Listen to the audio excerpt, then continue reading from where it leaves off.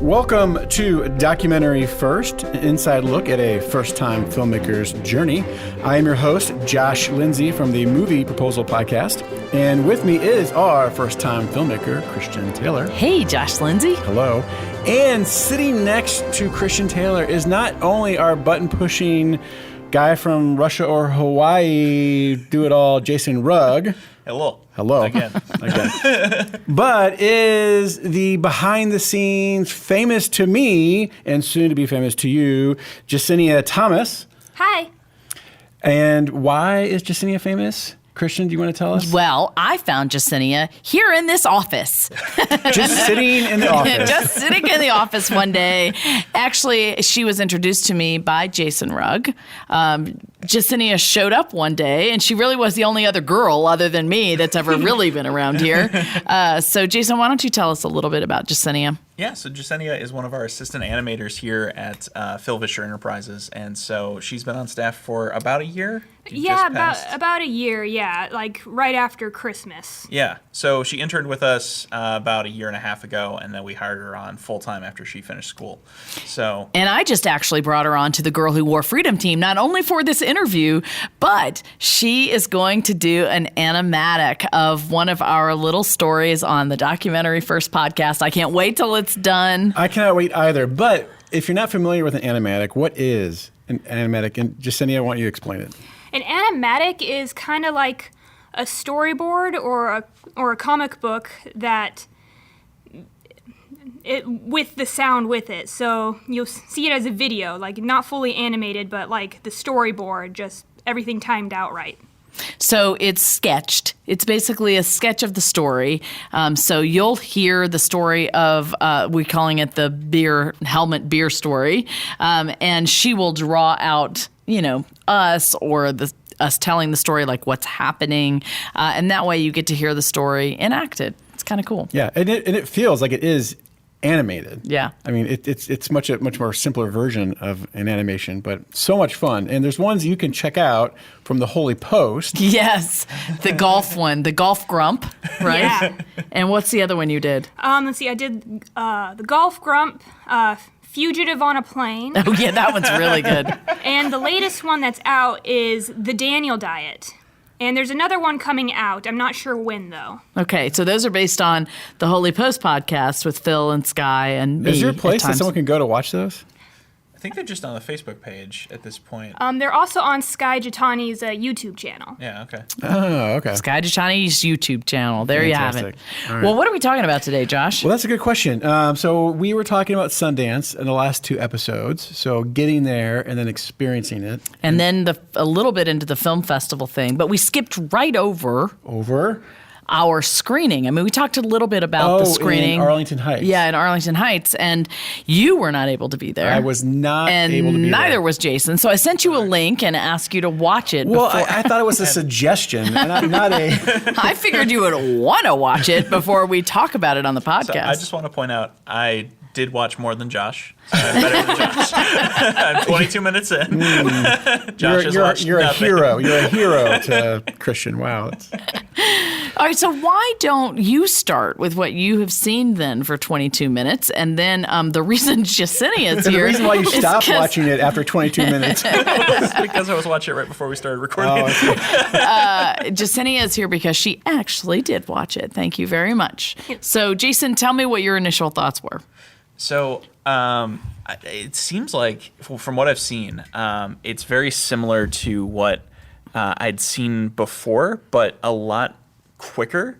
And I've gotten to see parts. So I'm only 22 minutes in before, but I think I watched 45 minutes of one of the previous cuts, and I'm about at the same spot. Oh, interesting. So it's a lot, and there's been some changes here and there of what's actually included, but it's definitely been trimmed down and boiled down to a lot of the fat is gone. Yeah, it's essence. There's still some fat that, good little parts of the story that, because everything tastes better with a little bit of fat, right? Right. And so it's really interesting to see that progression, and again to be about, I've watched about half as much and I'm about at the same spot.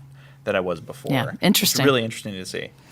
So, Yesenia, tell me, you are a first-time watcher. You haven't watched anything up until this cut. So you're just fresh off this experience. Tell me what your thoughts were. Well, I'd like to say I at least saw the other cuts. I'd like just to say I watched those. All right. Thank you, Josh. All right. Sure, Go ahead, cool. Yesenia. I was impressed. Like, this documentary was quite unlike what I've really ever heard about for other documentaries around D-Day or World War II, because this was less about the battle itself, but more about the relationship between the soldiers and the people of Normandy. And that, I've never heard of that before. And, like, what it really opened my eyes to was the love of the Normandy people and the forgiveness and how they were able to get over the pain of the battle, because, like, at first the American soldiers were very intimidating and the bombings were started by the American soldiers and there were so many civilian casualties. But even with that, the Normandy people, like, opened their hearts to the soldiers and basically made them family, and the children saw them as superheroes. Like, one of the people that was being interviewed called the soldiers "my Americans," which was amazing, really, just to him to see them as his Americans. Yeah, that gets to the absolute heart of what was so perplexing for me. I'm glad you got that, because I can remember when I first was there and experiencing everything in Normandy, it was quite a shock to my American sensibilities, because I had only really knew the American perspective. History is written by the victors, right? So I only knew our perspective of the war. And when I got there and started learning things, it discombobulated me a lot. And there were a lot of things I didn't understand. One of them was the French people would say, well, here in Normandy, it wasn't that bad. The Germans weren't that terrible. Our occupation could have been worse. We had food, we were farmers, etc. There weren't terrible, egregious things. So then I thought, well, if that's the case, why were you so happy to be liberated? And they explained, imagine what it would be like if you had a German living in your house, watching every single thing that you did. Imagine if you had to go down the street, but you had to show proof of your paperwork and why you were going there. Imagine if you had to live on German time. Imagine if all of your vehicles and animals were commandeered by someone else. And even though there weren't bad, horrible atrocities that they were reporting, you could understand after 4 years how that would be so oppressive and how happy you would be to be free. Right, they weren't free. Yeah. Right. And then you go the next level, which is true, but 20,000 civilians lost their lives in the Battle of Normandy. Whole towns and villages and animals were wiped out. Children were died. How in the world could these French people be warm to the Americans that were destroying their towns? It's a great question. And a lot of them really did struggle at first. And in the movie, you hear it's Denny Van de Brink who says, at first, that was all they focused on. They focused on their pain. They focused on their loss. They focused on just their hatred of the whole situation.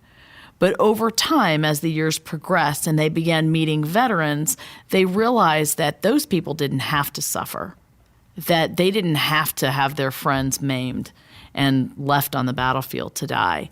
They began to realize that other people who had no connection to France at all sacrificed their lives and died for their freedom. And over time, I think their grief was turned to gratitude. And that for me was so powerful, is that as we think about what others have given, as we put ourselves in the situation of others, our incredible grief and loss can be transformed. Yeah, and that I was very impressed to see in that documentary. Well, thank you for taking the time to watch. Many people do say that. They say we've learned stuff we've never imagined before. I thought that the French people hated us. I never knew that they had so much destruction and so much pain. I had no idea that they were so grateful to the Americans. And I do think you're right. That's why this documentary is different. And I hope it will do well. How long is the most recent cut? 86 minutes. Oh my, under 90 minutes. That's if you don't count the credits. For film festivals, much to my chagrin, we have to include our credits. And right now our credits are like 7 minutes long. We got to figure out how to get that down because I don't want to write in there it's over 90 minutes. You got to do that thing they do on like TV where they like squish it down the corner and just. Yeah, that's what we got to do. Why is it important to be under 90 minutes? Well, it just looks better as you're like submitting. I mean, what I neglected to understand as a filmmaker is how important like hard facts are in people's experiencing of the film. So people's experience of a film is determined by their physical surroundings, whether they're hungry or tired or hot or cold, but it's also how long they're sitting there. And so if they look at a movie and they're like, oh, that's a 3-hour movie, I'm not going to go see that. Like that can just make people write you off right away. Right. But an 86-minute film is much more palatable than a 90-minute film, even though it's like 4 minutes. It's like instead of selling it for $5, you're selling it for $4.99. $4.99, exactly. More appealing. It's just a psychological thing. So now that you've edited it down, what is left? Like what? Because there's always Because Yesenia saw it. Would you say, as far as you can tell, it's a completed film? Yeah, I do believe that it is. If not completed, very close to being completed. Yeah, most people who don't know film would think it's finished. What else do you have to do? Right. Everybody has said that to me. And so a lot of the stuff that we have to do is behind the scenes, and you're not going to be able to see it. The story is locked. We are not making any more changes. I'm very happy with where we are right now. Whoa. So what day was that when you decided deal. Now that is not something I thought I'd ever hear Christian say. I know, but you know. Hold on, back up. When did that happen? That happened, I would say, right around like the first week of January. Wow. So we did this edit, rewrite everything the last week of December, first week of January. And once I saw this new cut, I'm like, that's it. We're done. We're done. Like I could just tell I'd been through enough screenings. It was the right amount of, like you said, substance, essence with a little bit of fat.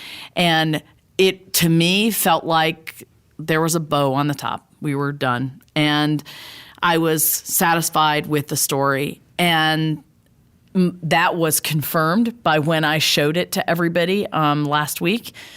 People were blown away. The thing that was so interesting to me is people on our staff came up to me and was like, oh my gosh, you included so many new things. And these two images, when I saw those, and I was like, wait a minute, those were in there before. Like there was so much in there that all of a sudden people discovered and they thought was new, but it had been in there before. Interesting. And so, yes, there is new images. Yes, there are new images. Yes, there are new videos. Yes, there is new music. But for the most part, I think what happened was we didn't wander any. We told a linear story without a lot of wandering, and so it clarified the story for most people. And so it was completely different for a lot of people. Mm-hmm. So I felt very happy with it. Now what we have to do is we do want to augment the score, and with some live instruments, we have some more sound effects that we have to do, and bigger than that, we have to get our rights Bible done, and we have to prove that we have the right to everything in the film. Do you have the right to everything yet? Not yet. We do have to get the rights from the archival Michel de Vallivier footage that hopefully the French minister to the Midwest will get us. Come on, Guillaume. So we've got to get that, and then we have to put all that together. We have to show that we have all the rights to absolutely lock every image in place before we do the color correction, which is like the final thing. And so once we have all of those images locked in place, we can do the color correction and we're ready to sell it to a distributor. And however, that is going to take more money than I have in my bank account right now. So I'm also still trying to raise more money. If you are listening to this podcast and you have money and you are a supporter and you've donated before, would you please consider giving another gift, simply because like we have $7,000 in the bank account right now, but I have like checks to write for work people have done, and we really need like $75,000 more dollars. It's kind of crazy. People are like, why does it cost that much? And it just does. To be honest, I mean, because when you hear about most movies' budgets, they're in the millions. Right. I know. Ours, I think we've spent probably around $200,000. It's crazy. They're like, this film is $10 million budget. It's kind of small. You know, we're like, oh, okay, 10 million small. And you're like 200,000. Yeah, we're at 200. It's nuts. But I will tell you, get this, at our cast party, our like main veteran, C.O. Bauer, gave us a huge like check for a veteran. And I just was in tears. He believes in it so much. He wants people to hear it so much. He's gave us money and is wanting me to try to find a way to take stocks and securities to give us more. So it just, you know, that keeps me going. That's awesome. I have one final question for Yesenia. So you're a millennial, correct? Are you Gen Z? I think I'm a millennial, but it really depends on who you're talking to. How old are you? How old are you? I am 23. And you were born in 1996. So technically, I think you're a Gen Z then. Yeah. Right. I'm like the cutoff for millennials. I'm 95. Ah. So. Okay, so we got a millennial and a Gen Z in the room. So when you watched the film, how did you watch it, Yesenia? Like how I physically watched it? What device did you watch it on? I watched it actually on the computer in this office. Okay, so you watched it on a Mac. Okay, and then what did you watch your 20 minutes on? I was Jason? watching on my laptop. Your laptop. Okay, all right. So not a TV, not a No. a Well, lot of times it's people's phones. right. I was wondering. So to be fair, this was a Vimeo link. It's not that easy to get that onto TV. Well, yes, it is. You can cast it to your smart TV. I don't and you have a smart TV. And you should. But you know what? Listen, let me just tell you, when you are making a film, you do have to take into account, like this ultimately is not going to be released on a screen. It's going to be watched on a computer or a phone or cast to a smart TV.